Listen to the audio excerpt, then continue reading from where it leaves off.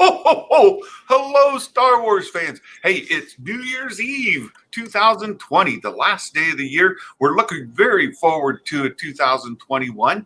And as usual, we have a Magic Maker with us here today, joining us as usual on our Thursdays. Our collaboration continues. And this has been a really good year for the two of us.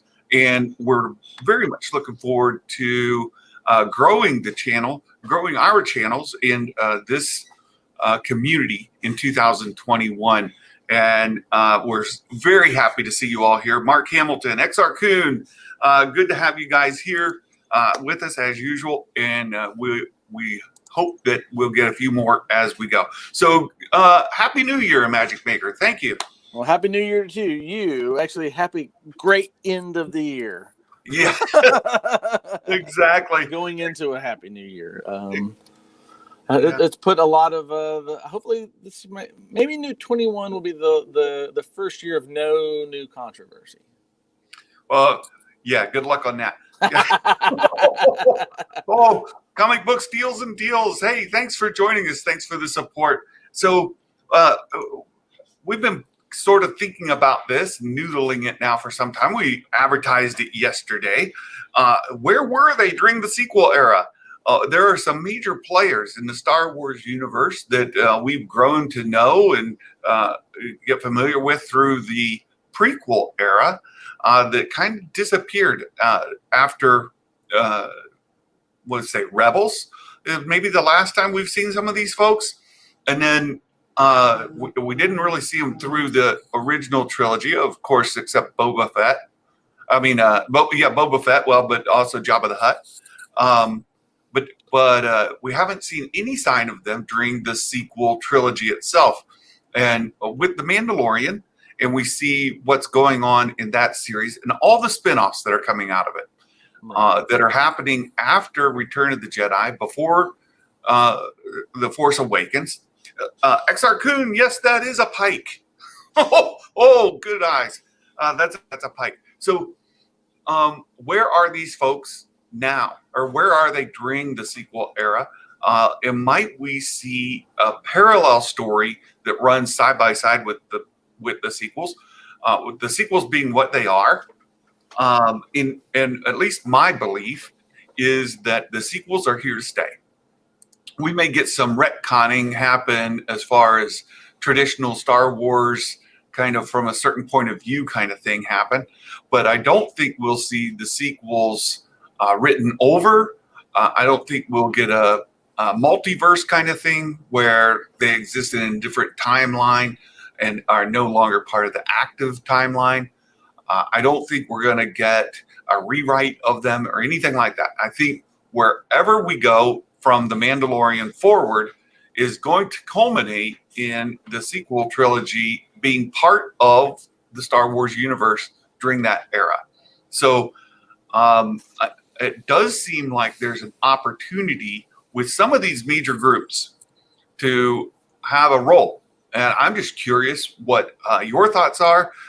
Magic Makers here, we will explore this together, and you guys let us know what your thoughts are in the chat. We'll keep up with those as well. So yes, XR Coon, good point. There are still 25 years or 20 plus years between the end of season 2 of The Mandalorian and The Force Awakens. So there's a good bit of time still yet to pass for a lot of things to happen. So opening thoughts, a Magic Maker, what do you think? I think that he is right on the money, that there's 25 years. I don't know if I necessarily agree with you, just because I think there's possibilities, and I think ultimately Disney will do what makes them the most money. And so if they feel that it makes them the most money to not have a new sequel, then they'll have no new sequels. And if they feel it makes them the most money to have new sequels, they'll have new sequels. So I'm not sitting in the accountant chair for Disney, and I don't have my finger on the inside of Lucasfilm, so I won't make that prediction. But I definitely think they have let it stand that definitely no overt refuting of that idea, so that people will stay in the limbo. And I think that's where they prefer people to be. Oh, yeah. And I mean, you mentioned it yesterday. for some of us, there's room to improve on the prequels, and remaking them would certainly sell some tickets, would get some eyeballs, but it also make people angry because we have a large community now of folks who, hey, Wu-Tang Wells, you're here. That you have to stop chatting over on Burke the Nerd's channel so that somebody can overtake you again. We've got a little thing going on over there. Burke the Nerd is doing a 24-hour stream on Twitch, and Wu-Tang Wells and I have been kind of bantering back and forth, having a lot of fun over there.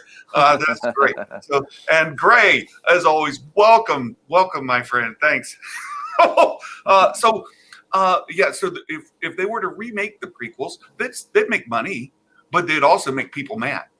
So right. I don't think you can just couch the sequel remake or whatever. Right. I think they could, but it's going to, like I said, it's about where they think the money will go, where they think that it leads to. I mean, they're not just talking about movies. It's not just about making money in movies, because as George showed us, movies are only part of the money making process. And the true thing is in toys and video games and all those kind of things, right? So can they remake them and make money and do it in a way that doesn't piss everybody, at least enough part of the group off, that it just doesn't, that it ultimately leads to higher profits, not lower profits? The answer is there might be a possibility. I don't know it, and I'm not sure they're willing to risk it. So Exar Kun opens the door for me here, and sort of where I want to go. Trinity, welcome. Welcome, and Happy New Year to you as well. Thanks. Exar Kun opens the door for what I want to sort of talk about. So yeah, we have 25 or 20 plus years in between, and we have other groups within the Star Wars universe that have not been addressed. And we see in the end of Rise, thousands of ships show up. Right. So there are other people that weren't in everything except the last 10 minutes of Rise of Skywalker. Right. So where were they? And could we have a trilogy, a 1, 2, 3? Let's put it that way. A trilogy 1, 2, 3 that picks up on some of these other things. Let's put it, my favorite idea, a Thrawn trilogy, and then follow 1, 2, 3, 4, 5, 6, however many, that would run again parallel to the sequels once they catch up to that timeline. But I don't think you could have a trilogy 4.1, 4.2, 4.3 that follow Return of the Jedi, and with the numbering already there for 6 and 7, I don't think it makes sense to put a 10 before a 9. Right. I don't think you'll see that. I actually don't think we'll see any more of the Skywalker Palpatine saga type series. I'm with you. So unless they're remakes, only way they'll do them if they're remakes. And I think if they endeavor into making the sequels, they'll also endeavor into making the prequels and even the original trilogy. So so since I really don't think that's going to happen, I lean your way, Santa. Yeah. Mandalorian the Reclaimer, welcome. We're going to talk about your people. We're going to talk about the Mandalorians here in a moment. So go ahead. Sorry, interrupted. So with that in mind, let's look at the 25 years and how, since we both think that it's less likely than more that they'll remake the sequel trilogy. How do they craft the next 25 years to get us to the sequel trilogy, right? Yeah. And so that we see what we see in Rise of Skywalker, Last Jedi, and The Force Awakens. And so the answer to that is we know that the underworld is full of chaos. We'll probably see it remain in chaos unless Boba Fett brings it under complete control. And if he does bring it under complete control, what side is he on? Yeah, I put the picture of the Pikes in here representing a whole group of folks, not just the Pikes, but rather the Pikes are still on Kessel. right. So I mean, you've got the banking clan. You got what happened to them after Palpatine. He took over the banking clan. He took over I think he you know, decimated the banking clan. I think he had it out for. I mean, let's just look at it. I mean, if Legends, if the who Plagueis was stays true to Legends, which has not so far, so we don't know. right, right, Uh, Plagueis was a Mun, right? And right, so, and his power resided inside the Bacon clan, yep, and so, you know, Palpatine had it out for them from the beginning because, of course, he hated Plagueis and he extended that hate toward the Muns in general. So right. he was always he'd use that to undermine them and take their power. So I don't know how much of the banking clans even exist now that the Empire had been around for 23, 24 years. You think the infrastructure is there? I mean, he Uh, led the banking clan, but you think the banking clan infrastructure is there? well, I mean, how much? I mean, Right, there's banking systems in the Soviet Union too. That doesn't mean right, that they're the same banking system that we have, in the Western world, or right. even in Asia, or that exists today. So I don't know to what extent it Yeah. exists. So And, I let mean, me interrupt again just briefly. Say hello to Damien and Dale. Welcome. I know, Dale, you said you're running through the doctor's office. Thanks for being here. We appreciate it. So go ahead. Yeah, so the infrastructure itself, I agree with you. Once you end up with an empire and you've got sort of the banking is all internal. right. You don't really need the infrastructure that's there that the Muns ran. And so there's not a vacuum from that perspective when Palps goes and the empire falls, but there is a vacuum because there is no banking system. Right. And so we do know that there's war profiteers. I mean, we get that all the way into The Last Jedi, right? So, Yep. so we know there's some sort of monetary economic system that is taking advantage of conflict, and I have to assume that they're taking advantage of other things as well. Yeah.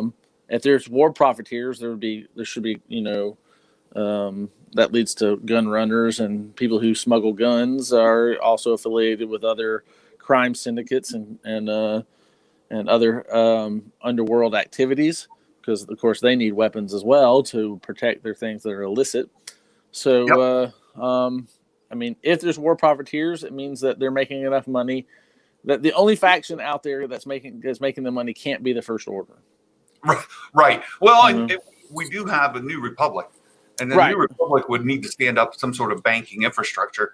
And I don't know if they'd reach back out to the Muns because of their history with it, or that the Muns have been just sitting in wait to step back in, or I don't know. Yeah, I mean, I don't. I mean, I don't. It's not something I understand well enough, and it's something to me that they would probably still maintain some sort of central bank. I mean, that's how the Republic would probably do it. Yeah. And so since it has been, I would assume that once Palpatine took over from the Muns, and assume that he basically took over their planet. Yep. So it probably still resides as the Muns being the central bank, and it is now that the Republic owns it. I don't think that the Republic would relinquish that power of controlling the central bank. So I do not think the Muns would take over. Corky briefly led it, right? Corky? Who at the end, right before Palpatine took over? What wasn't Moon. Corky? It was I know what you're talking about. It's Amidala's old boyfriend. Yeah. He died though. Okay. That led to his led to the takeover by Palpatine. That's how Palpatine. Lux. Thanks, Exarchon. Yeah, Lux. So Lux led it. So they already took the power away from the Muns as far as leading it. Yeah. Lux stepped in, and then of course that's how Palp got it. So I tend to think that the Muns are out there. They've just been kind of dormant, and now they've got a chance to come back and be part of it. And like we do have other crime syndicates, right? You've got the Hutts. What's left of them? What does remain of the Hutts? I mean, I think very little. I mean, I think they all fell under that. I think a lot of them were wiped out. Otherwise, you wouldn't have Bib Fortuna taking over Jabba's palace. Was Jabba the last of the Hutts? I don't think it was the last, but the other ones weren't as powerful as Jabba, and Jabba kept them under his sway. I mean, we know Jabba had a son. Why didn't the son take over for his his you know his empire? I mean, he'd have been in his 20s, 30s by that time.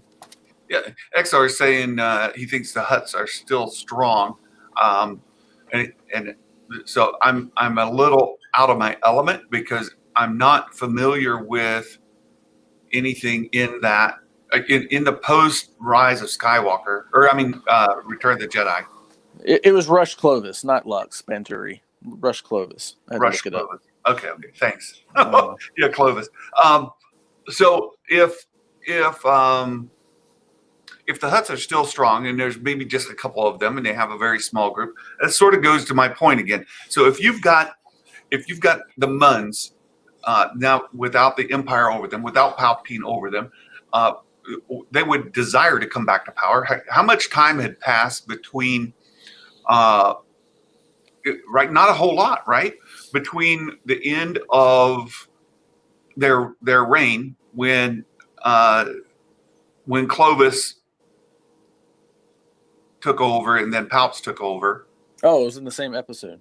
Right. That, I mean, Yeah. But between then and the end of Return of the Jedi is what? 24 years?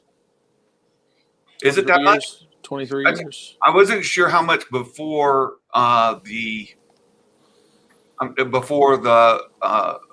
It's near the end. It's like in year 19. Okay. It's like it's either near the end of year 18 or the beginning of year 19 BBY. Okay. So yeah, okay. So if we're like 25 years ish, Yeah. Since the Muns were taken out of power, it's been long enough that they're not just laying in wait, but also not long enough for them to have been completely eradicated. Right. And remember, part of that whole scandal was that they had no real money anymore. Right, that's true too. But they still had the infrastructure as far as like the security and the vaults and right, whatnot. And they still had the skills and as far as like all of that accounting kind of thing. Right. I mean, so do droids. Oh, that's true. That's true. All right. So we've got the Muns out there somewhere. Whatever's going on, get her. Mhm. Hello. We've got the Hutts doing whatever they're doing. We've got our Pikes here, who were dormant during the whole time, but right. I would assume are still out there. And I think the crime syndicates all flourished under the Empire. I mean, as far as I understand, they all flourished under the Empire. And so now we've got Boba Fett kind of stepping up to say, "Hey, I'm the boss," right? At least in Tatooine. At least on Tatooine. Right, and we have Bib Fortuna, which belies the strength of the Hutts after that, because it seems to me that if Bib sat on that and the Hutts let him sit on that, then the Hutts aren't very strong anymore. Lux was Ahsoka's boyfriend. Well, that's right. She wanted him to be her boyfriend, but he had other. She got jealous. That was good. So, right, I agree with you there. I think that. Everything is so fragmented that now Boba Fett has the opportunity to start building a bigger clan syndicate from here going forward, right? Right. I do think that's probably true to some degree. Because they were trying to establish bases all the time. We go back to even when Maul. Right, Maul was trying to establish a base, and he went out there and took over the pirate, or, joined with them, and then joined with the Mandalorians, the Death Watch, right? And so they started building this empire out, and I think that's where Boba Fett's going to be, right? Yeah, I mean, something to that degree, maybe. I don't know exactly. I actually can't read what his intent is at all. I'm really, it is an open book to me, and so I think the first episode is going to tell us a lot. Oh yeah, I'm looking forward to it. Yeah, I'm looking forward to a little bit of leaks actually on this one, so I can kind of start putting some pieces together and kind of get some ideas of where this is going to go, possibly. Yeah.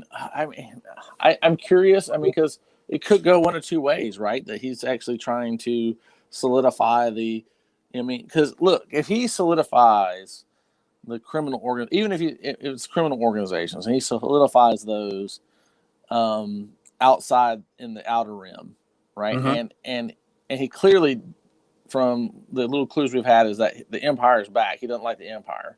Right. I'm not saying he was not willing to work with the Empire, but he doesn't like them. Right. All right. I don't think he is going to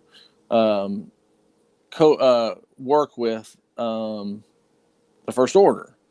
So I just don't. If he doesn't like them, all right, he's not going to help them come back. Right. So, not saying that he would. I'm not saying he wouldn't undermine the Republic, but he's not going to help the First Order either. Right. And by the time we get to the Force Awakens, he's dead. Right. He's too old. I mean, possibly. I don't know. 20-some years from now. Well, he'd be an old man. I mean, he's what? Let's see. He was 10 in Attack of the Clones. And, yeah. So we walk that from there. 20. He's only 40s. He's in his 40s. Yeah, in 25 more years, he'd be 65 or retirement age. Yeah. So I mean, he's on Social Security. Sure. I mean, I'm not saying he's not 65. I'm just saying that Godfather didn't retire at 65. That's true. Anthony, welcome. What's your question here? Besides the rebellion, who are the other groups that are considered the good guys that are fighting against the Empire? Well, I think we'll touch base on that. And I don't know if they're necessarily good guys, but I think Boba's a good example, right? So Boba certainly wouldn't be an ally of the First Order, but he might not be an adversary either. Right. But here's the thing. So if he's trying to develop his same criminal empire the way the Hutts did, so you had Hutt space, right? They had so much control. You had Hutt space, and that even existed during the Imperial days. Yeah. All right. And so let's say we have Boba space, now. Yeah. All right. Let's just say for the sake of argument. Yeah. He almost removes the ability. I won't say it's almost. He does remove the ability for the First Order to operate in much of the Outer Rim, in the same way that the Republic had to make a deal with Jabba in order to operate in the Outer Rim. Yeah. So if he takes control and he builds Boba space, well, guess what? This whole aspect of what we're talking about with the First Order coming about in the Outer Rim and in those space doesn't happen. So, or at least if it does so with difficulty. So, to me, that means that he's not going to do that. That the outcome can't be the same if that's what he's planning on doing, or he fails. How about that? Well, yeah. And Mark asked a question while we're talking about Boba Fett. Would he use the Tuskens as allies, right? The Sand People. Would he use them as allies in his syndicate? I think he would. I think that he is. I don't know how much they would work for him though, because they're pretty set in their ways. They seem to be pretty. They kind of tend to be rough, Amish. They're happy with what they're doing. They don't want to. Yeah, they don't want to go anywhere. Din was able to bring them in against that crate dragon because they had a common enemy. That's right. And Boba Fett had spent some time with them. Right. I actually think he was rescued by them, and I think that's why he never went to Cobb Vanth. I think he owed a debt. I mean, that could be. That very well could be. But he wasn't involved in helping clear out the crate dragon either. We don't know that. Well, I mean, we didn't see him in that battle. Again, we don't know that. For all we know, he was wearing. A mask of I got you. Tusken Raiders. I don't think he was there. I'll put it that way. Just like that's a fair statement to say. I don't think he was, but I'm just saying we don't have any definitive. We know he was right there as he's leaving. We know he was fully aware that Cobb Vanth had the armor. We also know that he was had all those Tusken attire and Tusken implements. That's true. That's what we know. Anthony has a question for you. Do you know the character that you meet when you first get into the ride at Star Wars in he says Star Wars Land and Disney World. That's Dark, well, Black Spire Outpost, all that. He an actual Star Wars character? I don't know.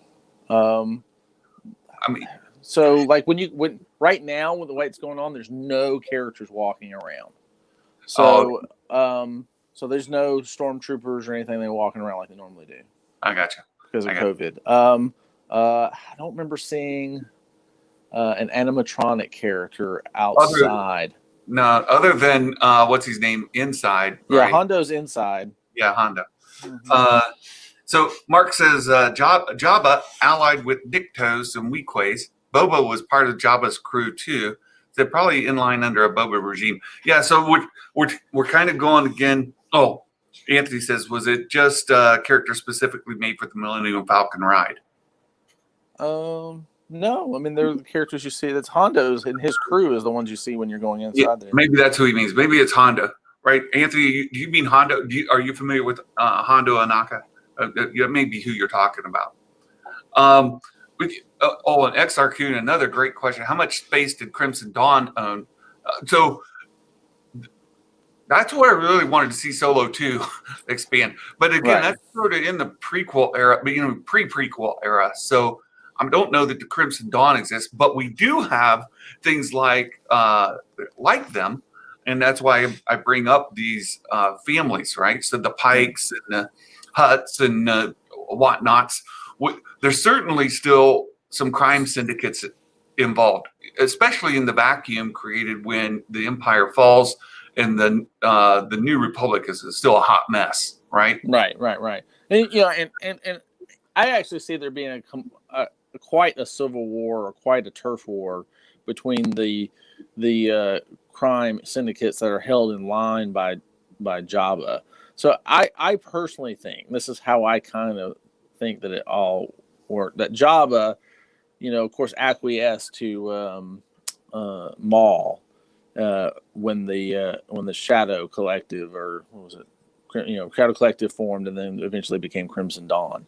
And so I personally think that when we know that something happened between Solo and Rebels that took Maul out of his place of power, and that is whatever occurred in between there that allowed that to happen, which we don't know yet.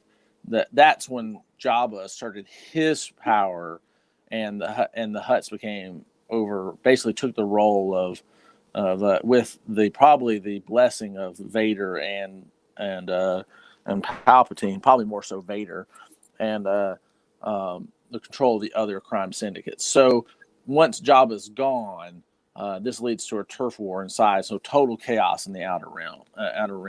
And this is good for the remnant of the Empire because they can hide amongst all these turf wars going on, because even though they know they're out there, they don't know that if a turf war is going on between crime people or if this is stormtroopers fighting. I mean, people are trying to they're fighting everywhere. Total chaos in the outer rim. So inside that chaos is where the remnant gets to hide. So they're encouraging and want this chaos to continue. They do not want it to end. Right. And Will Morgan brings up another good point when we talk about these crime syndicates and sort of the underworld. There were the two syndicates that boarded Han's vessel there at the beginning of The Force Awakens. Mm-hmm. Oh shoot, what were their names?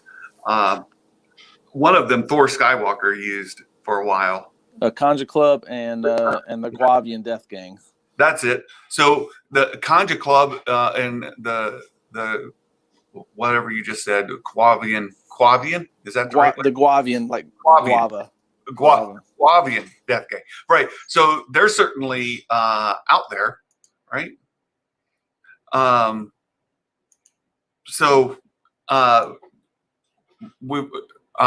Magic Maker needs to step away for just a second, so we'll give him a moment and we'll expand on this.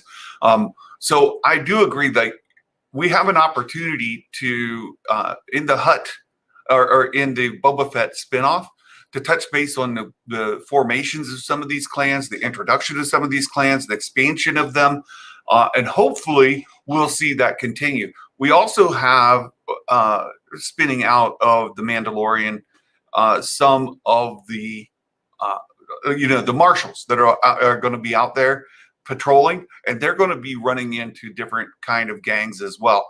So there's a great opportunity. We still have 25 years or 20 plus years to get to there. So certainly there would be some time between now and then. If we're both of those clans to come into existence, they might not be introduced, but it'd be a great opportunity to introduce them. So there are a lot of stories to be told, and we know that in Force Awakens, and Will, thanks for bringing it up, we know that they're there, but we don't see them through the rest of the sequel trilogy. So there are stories to be told, and this is where I'm going with the whole theme of the show today, and our discussion is there are stories to be told in this space, in perhaps movies, trilogies that could happen with some of these groups, and plenty of live action series, and we're already starting to get some of them. So I think these could run all the way through the sequel trilogy era and give us plenty of stories that kind of give us a bigger sense of the universe as a whole, and maybe the effect that the First Order was having on them during that, that don't really touch on the characters involved in the sequel trilogy too much. Much like, and I know a lot of people didn't watch it, but there was the Resistance animated series, and there were some crossovers where you would get holograms of Hux or Kylo Ren involved, and you had appearances of like, oh shoot, what was her name? In the silver armor, right? Her as well as Captain Cardinal and others like that who made appearances. And so those are absolutely things we could see explored and find out what they were doing and let their characters develop further. Yeah, Hondo's a great guy. Hondo definitely needs to make an appearance in the Boba Fett space. I agree. Anthony, my theory about Grand Admiral Thrawn, we're going to build his character like Marvel did with Namor. He's a good guy, bad guy, just trying to protect his people. I agree with you, Anthony. He's a chaotic neutral in that sense, I suppose. In the Bloodline book, the First Order was hiding with a Nikto gang. Yeah. Again, another reference to the Bloodline and or some of the novels that have come out. There are some great novels that in this era that are worth reading. Bloodline is certainly one that talks about what Leia, following the Return of the Jedi, and what she was doing. It's a book about her bloodline. That's a really good one. And the one we mentioned all the time are the Aftermath series. Those are all really worth seeing. Thrawn is going to be like Thanos. You think he's going to be that big of a bad guy? We'll wait for where Imagic Maker come back to explore him more. Yeah, Phasma, who I was talking about, Gray. Thanks. So there was this George Lucas idea of doing something Star Wars Underworld. It's possible they had sort of planned with Solo Maul appearance in the Force Awakens. I saw this mentioned, I think, yesterday as well. Maybe, Will, you brought it up or somebody. The original live action series that George Lucas had planned was based around the Underworld. There were like 50 episodes planned out. Some of it shot in some fashion, and they could have explored those further, and I think they will explore them further, especially with the kind of respect that Filoni has for Lucas. That it won't be this in the same era. I think they'll pull it into this era that we're talking about now, a spin-off from the Mando leading up to the Force Awakens, or perhaps even further into the parallel the sequel trilogy. But yeah, I do think that'll happen. I gave up on Resistance. Yeah, one second at most. Season 2 of Resistance is much better than season 1, but it largely misfired. All right, I watched the whole thing. It's okay. If for what it is, certainly beats the cartoons I had when I was a kid in the droids and the Ewoks.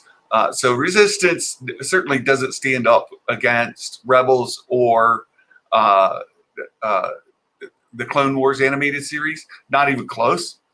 But it's way better than some of the other minor cartoons that we had back in late 80s, 90s. So whatever happened to Padma? Did she die in the original prequel series, or did she just step down and they took over as the senator? You mean Padme? Padma. Padme, well, she died in the end of Revenge of the Sith. I'm not sure who you be with Padma. I'm scratching my brain there. I'll have to. Yeah, Leia, Princess of Alderaan. Now, interesting story about Leia, Princess of Alderaan. You get a little bit of backstory about Holdo and who she is, and they really set her up well in that book to be a bit of a Luna Lovegood. If you watch Harry Potter or read the Harry Potter books, especially, they set her up. Admiral Holdo, right, is a Luna Lovegood in Star Wars, and her character is much more enjoyable. I'm a big fan of Luna Lovegood. I really liked her character a lot in Harry Potter novels. I sort of wanted to ship Harry Potter and Luna Lovegood together. Thought that would have been neat, but it didn't happen. But anyway, that's me, and I don't want to go too far sideways. Like Thanos, in a way that Thanos wasn't inherently evil. Oh, I see. Yeah, because Thanos's goal was actually a good, right? Because he was wanting to reduce resources. Oh, there are two of you now. Are you there, Magic Maker? Right. You pipe in when you can. I see two of you on the stream. We'll see how this works out. Right. So he was trying to improve the life of people by reducing population to help with resources. And I don't know why Thanos didn't get the idea of making uninhabitable worlds resource plenty, so that there could be lots of resources for the people. It didn't make sense from that standpoint. A Magic Maker. Yeah, I'm trying, buddy. We'll see if we can get you in. So let's see. They'll make Thrawn relatable. I agree. And if you read the novels, he is relatable. Filoni should do the Underworld and rewrite to fit new lore. Exactly, X Arcuna. Agree. Mando season 2, episode 4. Oh, good. Get her. Very good. Oh, enjoy. Filoni should do everything with John Favreau. Star Wars would be amazing. Cannot disagree with you at all, Damien. That is Filoni and Favreau have hit on a chord that is very good. And not only that, but some of the directors that they brought in are killing it. They're doing really good jobs. And I think given them time, they can develop on their own and be part of that whole team. Exactly. Admiral Holdo was really annoying. Yes, it's much better in the books. Much better in the books. Tartakovsky needs to do more Star Wars or some Marvel like Hulk personnel. Let's see. Are you there? Oh, I hear sound. Okay, you can hear me this time? I can hear you. I had to shut everything down and come back up. Oh no. XR loves season 3 of Clone Wars. Season 5 is my very favorite. Season 7 is really good too, but season 5. Did I audition for the role of Noah? No. I think he started a quest with killing because it's all he could do. And once the stones committed to manifesto of having all life, well, he just had that idea, and I don't think he ever considered. We're talking about Thanos, right? His goals were good, but his execution of the goals were bad. Why he didn't think of making resource plentiful worlds and that were in uninhabitable worlds, so there'd be plenty of resources, is a sort of a big gap there in that story. We're working our way to talk about Thrawn here, but why don't you say that if you can change reality to where no matter what people do, there's always more resources for them to use. Yeah, I mean, he had the ability, right? Right. Okay, so Padme, did she die, or did Leia just take over her senator spot after she stepped down in the prequel series? Well, okay, so Padme, she stepped down as senator, and Jar Jar Binks became senator in her stead.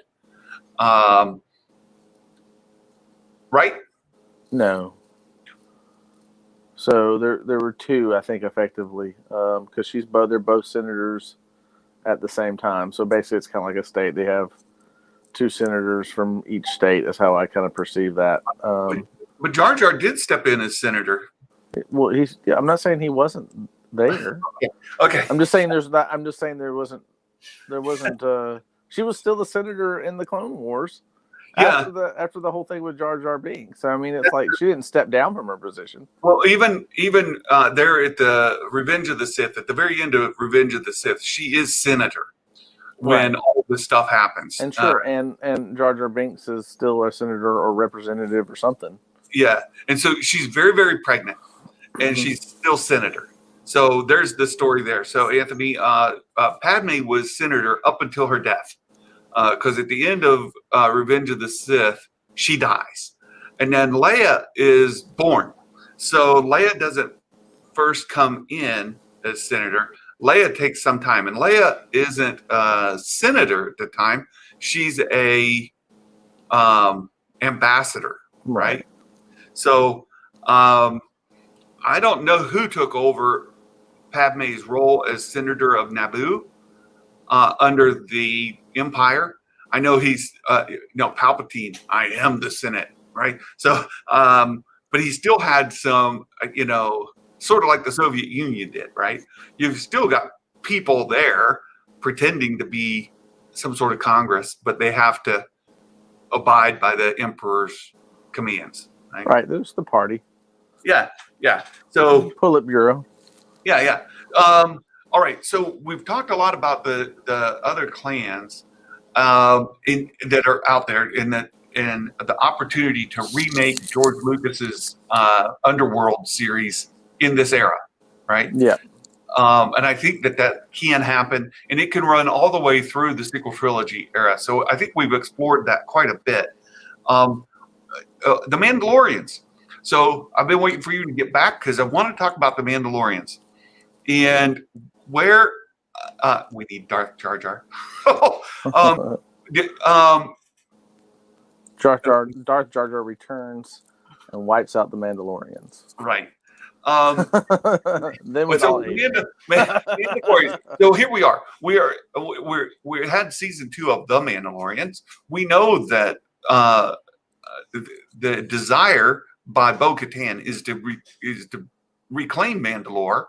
Right, so we have Mandalore the Reclaimer here in the chat. Right. So we know that she desires to reclaim Mandalore. What happens to them 25 years from now? So we certainly have Mandalorian season 3, season 4, and wherever we're going to go from there. But what do you suppose is going on with the Mandalorians during the sequel trilogy? I think they're probably going to have another civil war. And that's what's going to lead up to that. I think that wasn't, honestly, I don't think it was thought of outworld. So I think what you're going to see is them add their ships in the last 10 minutes of The Rise of Skywalker eventually. You can add them in. Yeah, it won't be hard to add them in. Or just swap them out. So I mean that I think that's going to be the easy fix. I mean, I think they'll eventually throw them in there. Yeah. So we do have a story of the Mandalorians that can continue in parallel with the sequel trilogy. Again, with the presumption that the sequel trilogy stays as it is, largely unmolested, except for adding in, digital effects here or there. Like I said, I think there'll be some Lucasians, Lucasianism occurs where they add some stuff and take some stuff out. Absolutely. I think there'll be things like that give us a different perspective. But just presuming those stay in as is, there are stories to be told of the Mandalorians that run parallel to that whole conflict between the rebellion and or the resistance and the First Order. And remember, at the time, and this is why Bloodlines comes into play, because Leia could not be an official representative of the New Republic once news got out that she was Vader's daughter. Right. She was kind of blackballed at that point. Right. And so she relinquishes her official political positions, and the rebellion is born, so to speak, or the resistance. Resistance is born. Sort of. I mean, it eventually becomes that. So, so you've got a whole bunch going on with the New Republic until the Force Awakens and they get blown up. But then they're not much of a force. But you would assume that there are a parallel there outside of just the resistance of other worlds that aren't involved. So I don't know that they're much of a play. But the Mandalorians are a culture of their own, and I would expect, and they have a Mandalore, and they've got their clans, their family houses, and if they get rebuilt and strengthened in these 20 plus years, there's a story to be told. And what are they doing? Yeah, I think if they are, my mentality of this whole thing, and this is me writing the story, and kind of, since I'm already delving into the future of Mandalorians with a fan fiction. Yeah. My mentality of it is that the Mandalorians are concerned with the Mandalorians. They don't care about the Republic. They don't care about Palpatine. They're concerned about the Mandalorians, and not only do they so not care about the other people, they actually don't want to be involved with the other people at all. Their fight is their fight. They seek to settle it, and once settled, they wish to remove themselves from the rest of the galaxy until they're powerful enough to dominate it. So you sort of, a mix of the Duchess Satine ideology and Bo-Katan's.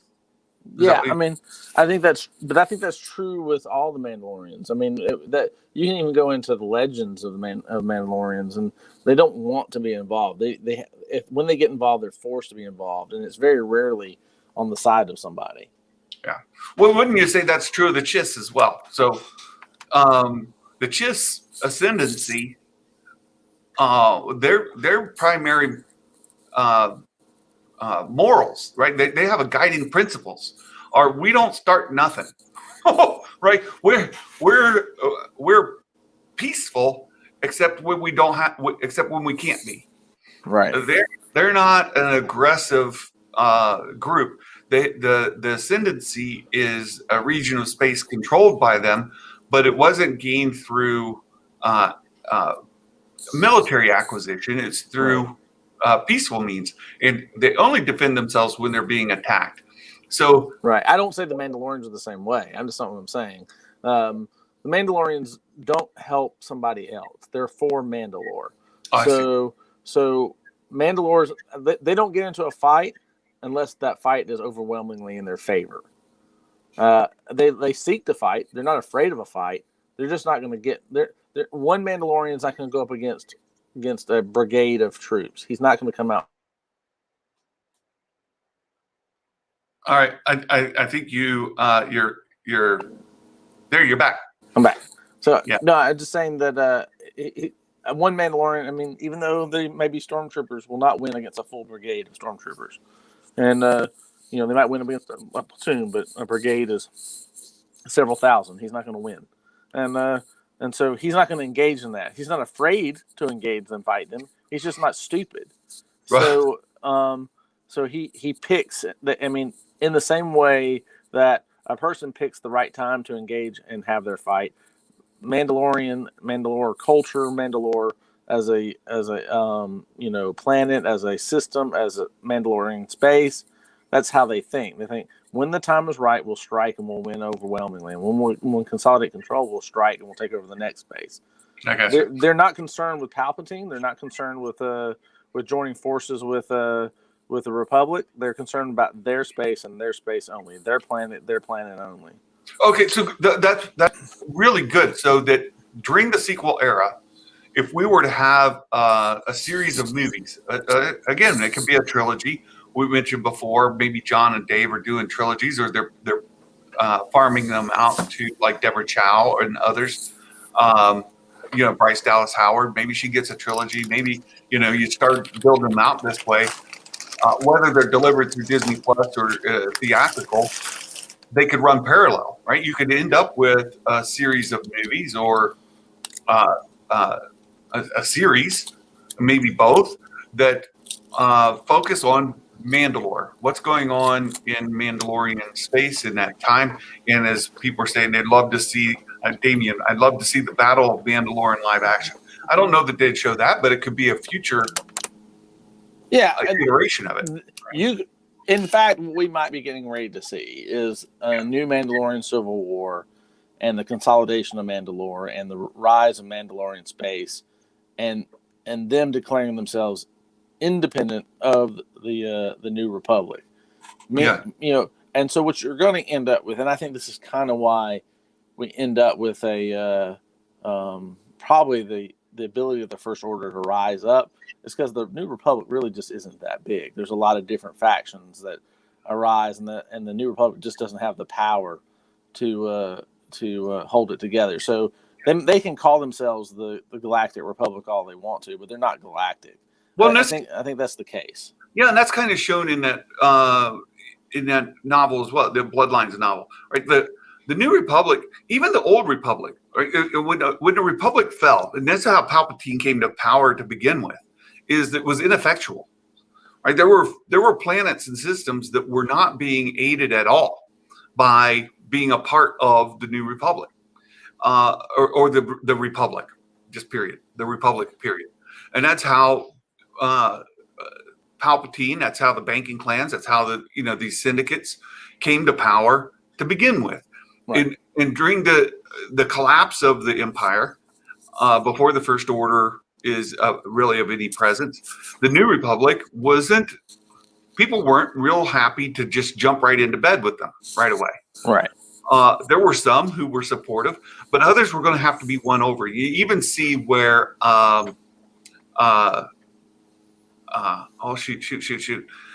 during the original trilogy, the leader of the Rebel Alliance, Mon Mothma. Mon Mothma. Thank you. Ooh, brain lock is a terrible thing. Mon Mothma, she's going out there and she's trying to win over people, and she's being very courteous and saying, okay, we don't want to do the same mistakes, but some of these people need to see a different side because they're not on board with us. And so she starts reaching out, and that's really why then Leia says, you know what, I'm not helping because with this black stain of being related to Vader, people didn't really care that it was Anakin and the whole fall and all of that. Vader was a bad guy. Right. They didn't care he was redeemed and he was a good guy at the end and he killed the Emperor. That didn't matter to them. Yeah, they're killing the Emperor didn't save him from all the things that he did prior. I mean, it's like, right. Yeah, I get it. You killed Hitler, you're still Stalin. Good analogy. So so she wasn't about to get support. Real quick, just to put a pause on this, we'll come back. And I don't want to lose track of it. Anthony posted a couple times the Republic and the Empire were a bit of a parallel with democracy and fascism, for sure. Now, I don't know about communism so much, but definitely fascism. The emperor was a fascist. So, yeah, exactly. That's what it was. And some stories around that. And there's a lot more involved, too.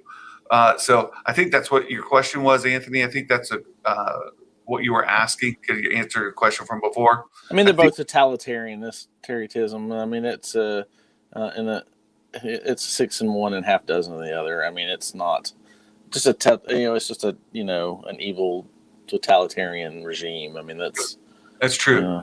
That's true. And XR, can you know how much money Disney would give if they released the John and Dave cut of the sequels, a rewrite? You know what? They get my money. Stir in the pot. Stir in the pot. What we're here for, XR. In all honestly, they would probably get your money too. But you'd just be mad afterwards. They shouldn't have changed it. They shouldn't have changed it. That's really the argument, like Thor Skywalker and some others make really eloquently, that look, the fans of the sequel trilogy wouldn't be mad to get more Star Wars, but I do think it would help cement a divide on the sequel haters and the sequel supporters, and that feud would just continue forever. And it may continue for a long time, anyways. But anyway, so it'll last for a decade until the next trilogy comes about, and we're mad about that one. I think I answered your question. I think this is what you were asking, Anthony. Let me know if we missed it. A Death Watch, Death Watch squad whooped a platoon of droids. Yeah. How do you guys think Bo will get the Darksaber back from Din? I saw one theory that says she could just marry him. They could be a husband and wife. I don't know that would necessarily happen. There are people beginning to ship them, though. Just be aware of that. If you haven't caught on to it yet, I've already seen it. While Din did offer it to Bo, he could just relinquish his Mandalorian. Like he and Grogu could just walk away, the two of them, father son, and be done, and just lay down the Darksaber. There it is. Now somebody pick it up. If that were the case, and just somebody picks it up, then Bo-Katan could defeat them, or she could be the person who picks it up. Right. So, I was thinking about her picking it up, her taking it from Sabine. Yeah. And I've seen a bunch of stuff on why it's okay for, why it was okay for her to take it from Sabine. Sabine actually was with Ezra when they got it. And that was a fight. If you remember, they were possessed and they had all that fight going on. It wasn't just like, say, they went in there and picked it up. I mean, they had to fight for it. I mean, there was effectively a trap for it. There's part of that story. The story still exists. Yeah. So it wasn't cut and dry. And then even so afterwards, she had to fight, what was his name? Saxon. Is it Gar Saxon that she had to fight? But she had to fight I can't remember if it was Gar or the other one. I think it was Gar though. But she had to fight him there on the frozen lake, and with the Darksaber and Ezra's saber, and so that all occurs. So there's a clear fight going on. Sabine earned the Darksaber. You cannot say she didn't earn the Darksaber. Yeah. But at no point can you say Bo-Katan earned the Darksaber. No, but you could say Din earned it, even though I completely think that towards the end of that fight, that Moff Gideon said, I don't want Bo to get this thing, so he threw it on the floor. That's a possibility. I mean, we don't. I haven't gone back and looked at that distinctly to see if he threw it. Gray raises a point about the New Republic. Yeah, they did just let Kashyyyk sit there, right? Like, and throughout even the prequel trilogy, they never deal with the kind of racism and slavery that existed throughout the universe. Slavery was common, even though they frowned on it. They never did. And it was so bad that Qui-Gon Jinn's like, well, yeah, there's slavery, but that's not our battle. Like, well, I mean, it's still slavery. Yeah, it so sucks. Yeah. You ready to go? Sorry for your misfortune. You shouldn't do that. All right, we're out. Like, nothing, right? Like he even offers to buy, like rather than try to dismantle it. It's bad, and they never go back. And you figure even before you get to Attack of the Clones, there's a period of time between the Phantom Menace and Attack of the Clones where Anakin's growing up, and they don't do anything Right. about slavery specifically. I mean, his mom gets free, but it's because she was bought. She was bought, right? It's just, it's so frustrating. And yeah, the New Republic was not so good. They did let a lot of things go, not good. Even I think it just shows you that some bureaucracies just get so big that all sorts of corruption can occur all over the place. I mean, and unless you have a group of completely committed moral people, it's not gonna remain. That's it. Yeah. XR Coon, I hope Mando season 3 and 4 are the Book of Mandalore. Oh, I'm certain that we're going to get into a lot of that. I think it'll probably be like the Book of the Saber or something like that. Yeah, democracies can be fascist too. There's plenty of that. Well, USSR was the United Soviet.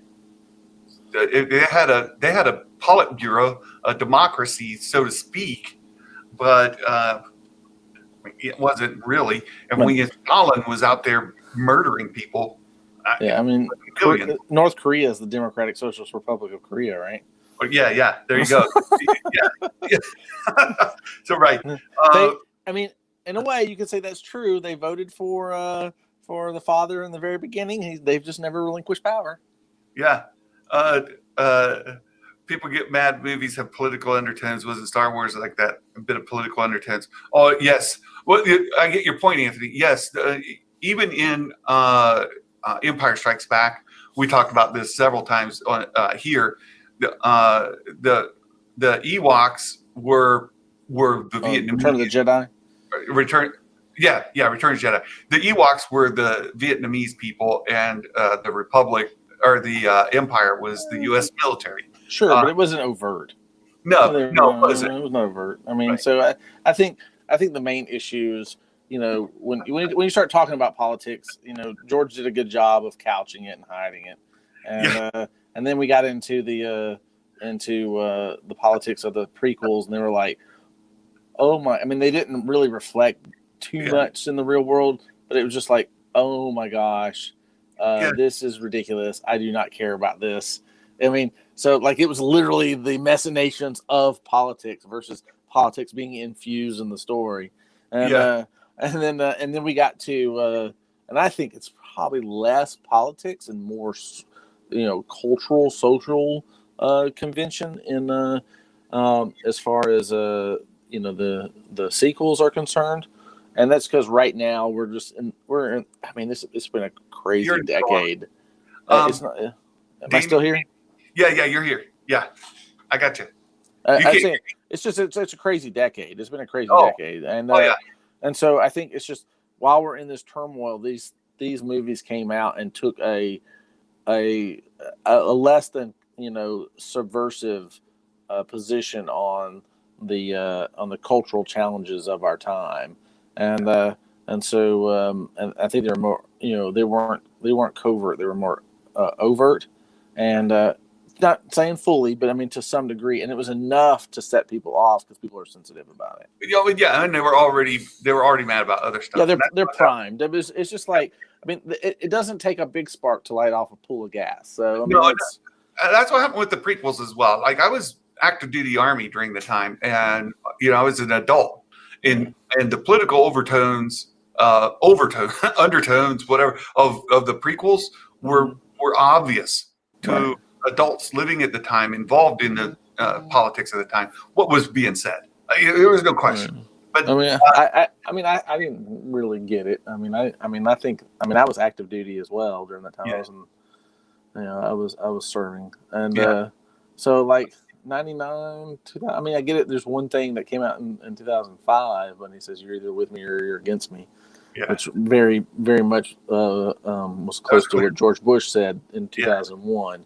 But the difference was, I don't think it was not the same context when he said it as when George Bush said it, and I think that's kind of the key. Like if you had just let's say that Obi-Wan had just destroyed everything that Anakin loved, and says and he's like you got to make a decision, Anakin. Listen, I've made my decision. You're either with me or against me, and it looks like you're against me. Well, we'd been, I'm just saying, it'd been kind of, we'd been yeah, like, but at the same, we're kind of in agreement with Anakin here. at the same time, that line was given specifically as came from Anakin's mouth as a Sith on purpose. No, it's to create a false dichotomy. Yeah. That's the intent. So to move on, Damien caught me on my brain lock. So I have this problem, Damien, and I even talked to my doctor about it. Like I worry about pre-Alzheimer's effects, right? Like there are things where my brain locks and I can't think of things, even though I know it.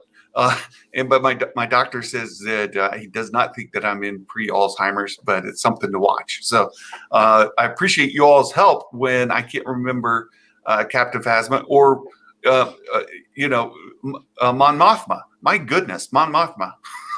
It happens to us all. Sam. It just lies. Even I do it, so we all have it. XRQ.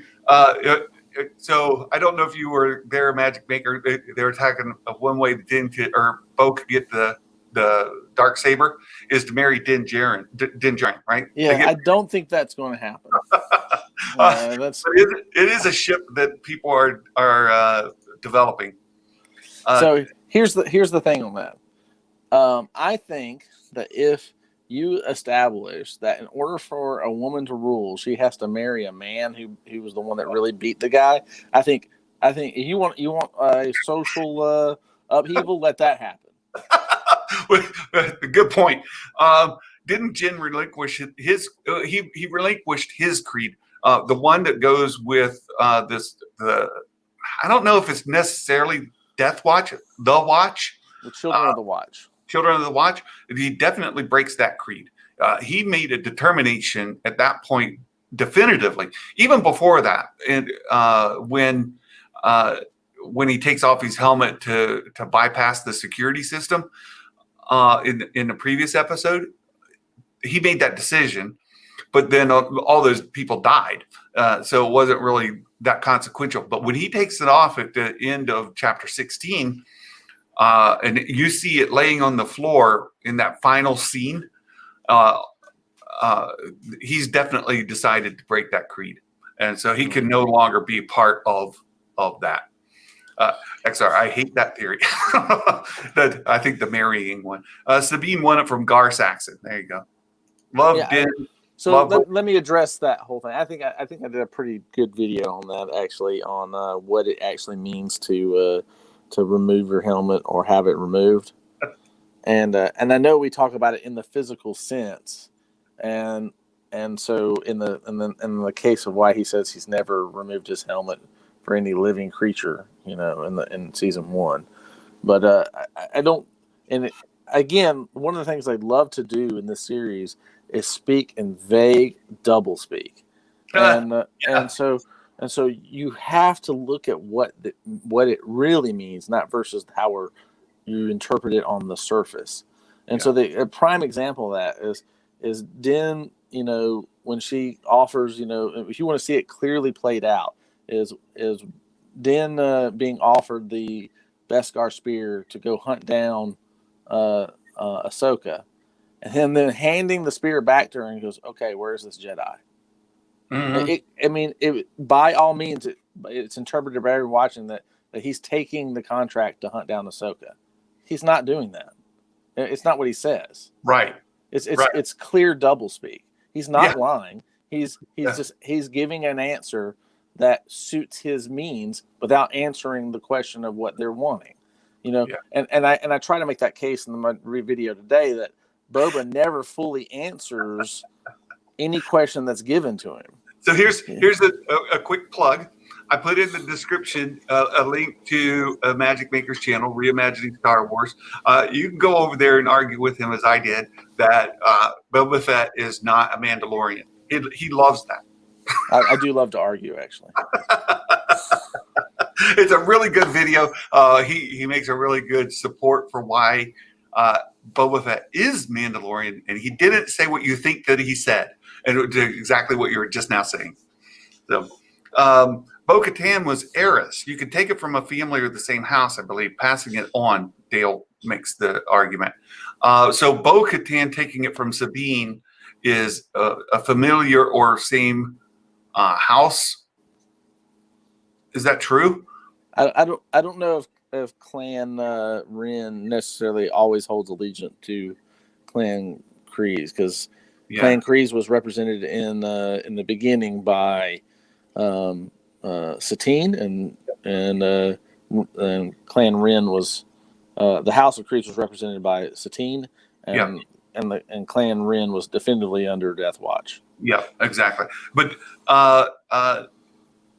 But she was elected. I saw that she was voted in. She did. Yes, they all bowed their knee when she held it up. So exactly. I mean, that could still happen. And we talked about this before. The Darksaber does not grant power upon, does not bestow leadership upon. It gives someone a claim to. And so she could still be elected the leader of Mandalore. She could still be put in that position without owning the Darksaber. It's not a requirement for the position, as evidenced by Satine never owning it, but she was leader of Mandalore. So there you go. I felt like Bo would have taken it if Moff Gideon wasn't there to spread the word she wasn't a true ruler. Oh, she didn't want to be an imposter. Right. Artur, hello. Oh, good to have you here. Let's get caught up a little bit. Oh, my goodness. We've got a bunch of people here participating. Shmi was freed when she died. She was free. Well, only because her husband bought her, right? Right. He bought her and freed her, but still married her. I mean, I think she felt obligated to marry him kind of after he bought her. So right. Annika's mom dies. Right. Remember, she's never. I don't know if she felt she had the choice to say, "Now that I'm free, I'm not marrying you." I didn't know Vietnamese was short and hairy. Well, except in the analogy, right? Okay, you guys are having fun. Did you say Dove verse Ryan Johnson? Oh, subversive. Yeah. We're not gonna. Okay. Den of Nerds has a stream out. There's a Star Wars fan theory going around. Jar Jar is a Sith Lord. Oh, I'm familiar with that. Oh yeah, it's a lot of fun. familiar. It's a lot of fun to think about too. It is. The other fun one is that Luke was dead during the whole sequel trilogy. Yeah, that's my personal theory. It's a really good one. It's a fun one to explore. It's fascinating, and it's almost a shame. It is a shame, I think, that it wasn't clearly made that way. I think it could have been played really, really well if he was dead the whole time. Oh my goodness! And I personally think it fixes a lot of stuff, and I think that would be one of the fixes that they would do. Absolutely, it ties him to Octo, right? He can't leave there because that's where he is physically joined to in the Force due to the way that he died, something like that, right? Like the reason they haven't seen him is he's dead. Right. Serious question, not trying to trigger. If Return of the Jedi came out today, Phantom Menace would hate on it as a pushing political agenda. Oh, I'm sure. Same with the prequel trilogy, Mark. If it came out today, just because, and Imagic Maker said this, it's been a rough 10 years. The last decade's been weird, and things are more politicized now than they ever have been. In social media, the power and influence that it has today, oh my goodness. Had we had the same sort of social media presence during the prequel trilogy, whew, my goodness. Gaston. Beauty and Breed. Declan Riley, hello. Oh, you're late to the party. I saw your Paper Moon video. Oh, thank you so much. That's really good. Let's see. All right. Yeah, let's run. I mean, speaking of Beauty and the Beast, I remember when that movie came out, and it was supposed to have a particular moment in it, and I won't say what that moment was, but I went in there. I was like, hey, let me watch this and make sure it's not something that's too overt and too controversial. I mean, like, I didn't want something that was like grossly, and not that particularly is gross. I mean, but I don't want it either anyway with any way of preference. But before I took my children in to see it. And I went and saw it, and I was sitting there, and I was like, "That's it? I got more than that in the '60s." Yeah, And so I was like, okay, this is ridiculous. I can't even believe they advertised this or even made a controversy over this Beauty and the Beast live action. And I was just like, and to me, that showed really how this kind of crazy we are when it's something that I literally saw more in musical numbers in the '60s that were comedy than what we saw in the musical number in the 2010s, and with a bad moment. It was supposedly a controversial moment, and a bad. Oh yeah, and they're trying to do it with Wonder Woman &84 too, and it's just like, you're reaching. Darth Jar Jar exists. He's no theory. Like, okay, look, I'll let you have your fun because it's fun stuff, right? It is a really fun one. The Phantom Menace are prequelers, right? They are, for the most part. So the last one we haven't explored yet. So we talked about the crime syndicates and where that could be. The Mandalorians, where that could be. The other one has to be our good friend here, Thrawn, Grand Admiral Thrawn. He's dead. He's dead. He's old, right? He's past his lifespan. I don't know what his lifespan is. His lifespan could be like Chewbacca's for all we know. Well, they're humanoid species. I looked them up once before. They don't live. Their lifespan is not much different than ours. Right, but I think that's like in Wikipedia or whatever. We don't. All I'm saying is we don't know. I mean, it's never been solidified. So for all we know, they could live 200 years. But we don't. But we also don't know how old Thrawn is. So, but we know Thrawn could show up now because they're looking for him. Right. He and Ezra, right? They're looking for him, and Dave has already alluded to the fact that they may find him after this Mandalorian season or series. So we do expect him to show up, but there's still 20 plus years, 25-ish years until the sequel trilogy. But the Chiss ascendancy as a whole would certainly still be around unless the Grisk have completely wiped them out. And if that's the case, then the Grisk are a big issue, right? Right. So I think there's a parallel to be told in the Chiss ascendancy, in the unknown regions, and it could be a fascinating one because it really limits the amount of hyperspace, right? The Chiss have the Skywalkers who can use the Force to help navigate through the unknown regions in hyperspace, and you've got the battle there with the Grisk. You've got a great big. There are all kinds of fantastic characters that have been built out in the Thrawn novels, and if they're not a major part of the First Order, which they don't appear to be, I didn't see any evidence of Chiss. Then they're doing their own thing. Right. Much like the Mandalorians might be doing their own thing. And you have another story arc. You could have plenty of spin-off series and movie trilogies completely housed within the Chiss ascendancy. Yeah. I personally would like to see that we have a Thrawn who's trying to bring back Palpatine. And the reason why he's trying to bring back Palpatine is because he considers undead Palpatine, as bad as we think he is still better than the Grisk. Yeah. Well, because that sets up holy moly, how bad are the Grisk? Well, that's true. But by the time we get to the sequels, all that's played out. Sure, but I mean that's what I'm saying. There's going to be some setup that could occur. Ezra could easily be still alive. At a time. And what if Ezra is carrying on Thrawn's legacy? Or what if Ezra gets involved in the whole Chiss ascendancy Grisk conflict, and he's out there? What if he starts eating the same food and turns blue? That's true too. Right? So I think there is a whole thing that could be going on, and they've certainly name dropped Thrawn now. We do expect him to show up in the Filoniverse era, Right. prior to the sequel trilogy in the in this time span. There's plenty of time. Yeah. I wonder if he still has this Nogri bodyguard. Well, I wonder about that too. I also wonder about what's her name that came over. They had an exchange program, right? So they sent a Chiss officer over to the Empire, and the Empire sent somebody over to the Gris or to the Ascendancy, right? Right. I don't remember who that was either. I wonder if she came back. What that dude? The really with the Southern accent. Your buddy. Yep. The one I hate. No, he's a good guy.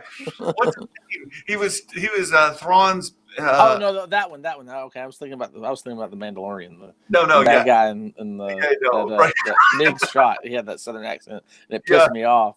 I was like, why a bad guy's got a Southern accent? I said, why can't he have a British accent like all the other Imperials? And I was like, well, I'm sure that makes the British mad too. Yeah. Right. You've got I almost had his name there. It almost came to me. I could almost see it. I know what you're talking about. I can't think of it either. Yeah, I know what you're talking about. It's his assistant, and he's a really popular guy. So they had that exchange program. Definitely Ezra could fall right along there too, and he could be assisting Thrawn in that area, or the Chiss Ascendancy in that era. But I think he'll come back. I think Ezra will come back. Thrawn's going to come back, and they're going to be involved. But during the sequel trilogy era, back to our topic, I think that absolutely there are stories and trilogies and spin-offs that could happen entirely in that space that would occupy the time period. So do Ahsoka and Ezra need to die prior to the sequel trilogy? I don't think so. I don't think so at all. But they could be out in the Chiss Ascendancy. Sure. But I'm just saying that, I mean, their sole goal really prior to that was to eliminate the Sith. So you think they would not be involved in a rise of Palpatine coming back? If they don't know of it, right? You got to remember this whole First Order resistance thing only took place over like a year. No, I'm with you. I mean, I'm following you, but I mean, you do have a galactic broadcast. I mean, that was made very clear in the. Yeah, Eli Vanta is who I was trying to think of. Eli Vanta, awesome exactly. Yep. Right. You should audition for the role of Eli Vanta. You've already got his accent. I'm just saying. And there's Pelion as well, right? So there's an exchange program going on. Do you think Ezra will turn? Well, again, if Thrawn is not a bad guy, right? Like you're saying, he's a Thanos, he's a chaotic neutral, or and he's a protagonist, not an antagonist. In the novels, he comes across as a good guy, but he's helping the Empire because it has a beneficial right for him, right, for the ascendancy. His concern, sort of like we talked about the Mandalorians, his concern though is entirely about helping the Chiss ascendancy. That's his goal. I don't consider him a good guy though. I mean, he is a realist. He's willing to do bad to do something what he thinks is ultimately better. Well, they do in the in Rebels. He definitely is a bad guy. Right. No, I'm just saying that even with the books, I mean, sure, his motivation on the surface for the Chiss is good, but he's willing to do those things. He's willing to do bad things to do what he thinks is good. That doesn't make you a good person. Yeah, that's a fair. I think that's a fair statement. And so, so Ezra helping the ascendancy wouldn't mean that he's a bad guy. Wouldn't mean that he's Sith. Ezra would still be a good guy. He's just helping beat bad guys. Right. I think he would ultimately be playing around with the dark side, though. I think where that leads is not good. I mean, that's what led Anakin down his path. He wanted to do a good thing, but he was willing to embrace the dark side to do it. Right. I don't But I'm not a huge fan of repeating that pattern, right? Everybody wants Ezra to turn Sith and come back. They wanted that to happen with Rey to turn to the dark side. Right. I'm not saying that's what I want. I'm just looking at the practicality. Right. I mean, stories do. I mean, there is a pattern. There is a rhyme in life and in story. I mean, that is true, and it can be over repeated. But the idea that you can, if you're engaging in the same mentality as Thrawn, there's no way you cannot engage and use the dark side. Well, I don't agree with you. I mean, if he's out in the space whales took him out there, right? The Purgle took him out there. See, my brain works sometimes. Right. I'm just saying that you can't engage in the same mentality. You can't have the same mental picture and thought as Thrawn and still be good, totally good. I mean, you're going to utilize things for your purposes. You're going to more likely than not utilize the dark side, because Thrawn, if he had the ability, would use the dark side to do what he thought was good. Yeah.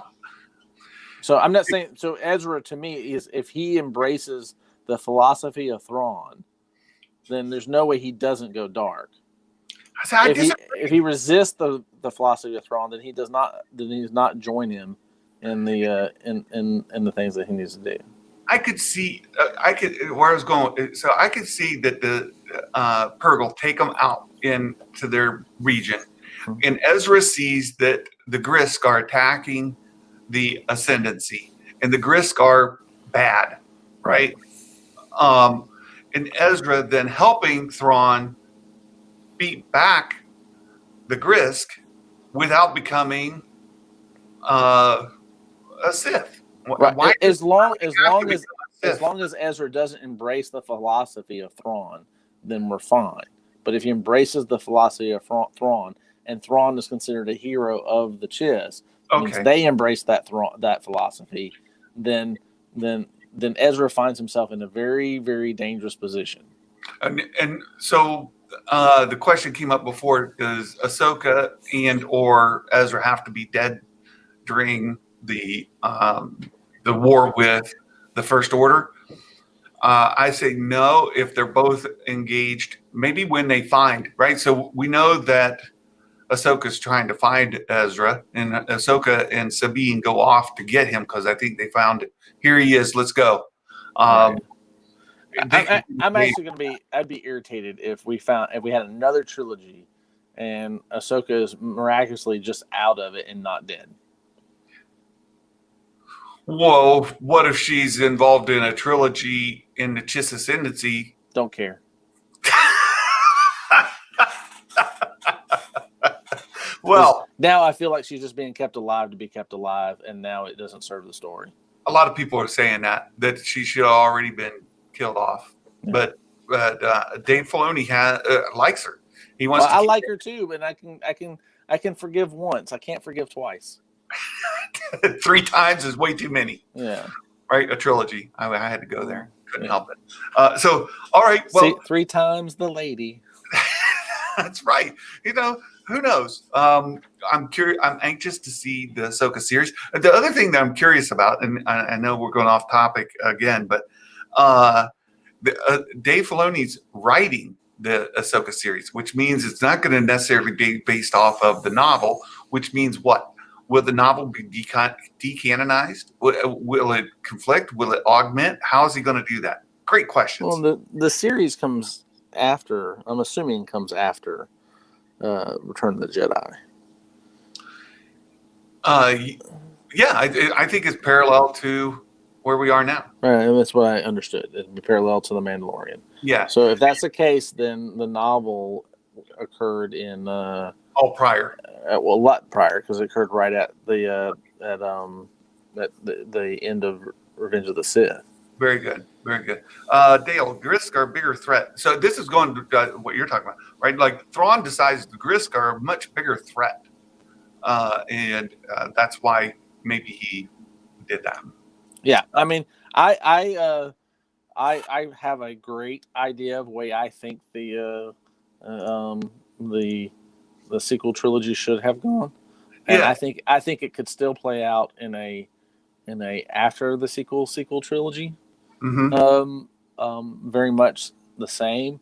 It would, and I guess you could do it with Ray now. You could do it with other. I don't know how much people would accept it though. But you could still set it up as a future sequel trilogy, in which the Gris would play the part in it. And I think that's probably what they have planned for.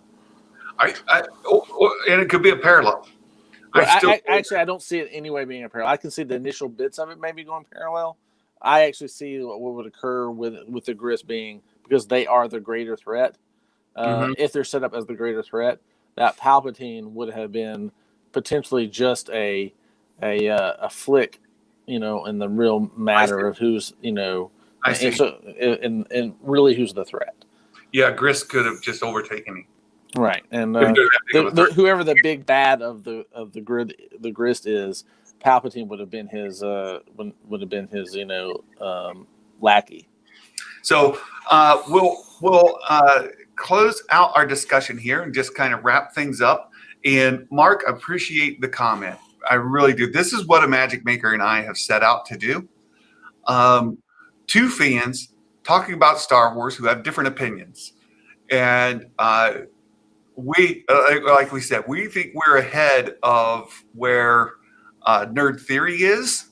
We think we're doing good things here, and we really appreciate that it's acknowledged. We are two fans talking about Star Wars content, things that we enjoy. We're not talking about drama. We're not getting involved in. Even yesterday, when we talked a lot about the drama, it wasn't in a way that we wanted to fan the flames or make it worse, right? We're trying to build those bridges, and Magic Maker's talked about it a lot, and the idea of control and what they're doing. Right? That analogy works really, really well. We're out here building bridges, and we're just enjoying being Star Wars fans, and that's what makes us happy, and that's what we hope to continue into 2021. My hopes for 2021 are to see our community grow, and for our influence to spread, and for us to bring more Star Wars fans together to talk about this franchise that we love. Yeah, what we love, as opposed to what, here's the thing. What makes it capable for us to talk about the drama is that we don't actually talk about the drama. We're very clinical in how we look at the drama. And so that's that clinical 1,000 mile view is like, okay, we see the map below us, we see what's going on each side, we kind of see why that side's mad and why that side's mad, and we may have different interpretations of exactly what we're seeing. We're still able to very much look at it in a very clinical manner. That clinical capability is what makes us not get all upset about things. Like, I don't agree with your assessment of that, Santa, but I get why you think that, Yeah. And so let's just sit here and from that position say, me and Santa are great friends, and we can look at each other and say, yeah, I can see why you see that. I can cross the bridge with you. I'm not probably staying on the side, but I'm okay. I'm okay. Yeah. Here, A perfect example is your video today. Again, a shameless plug for reimagining Star Wars is the theory on Boba Fett being Mandalorian, right? So great video. You should go check it out. It's only 4 minutes long, 6 minutes long, something like that. Yeah. And I think it's like 2.5 minutes of me talking.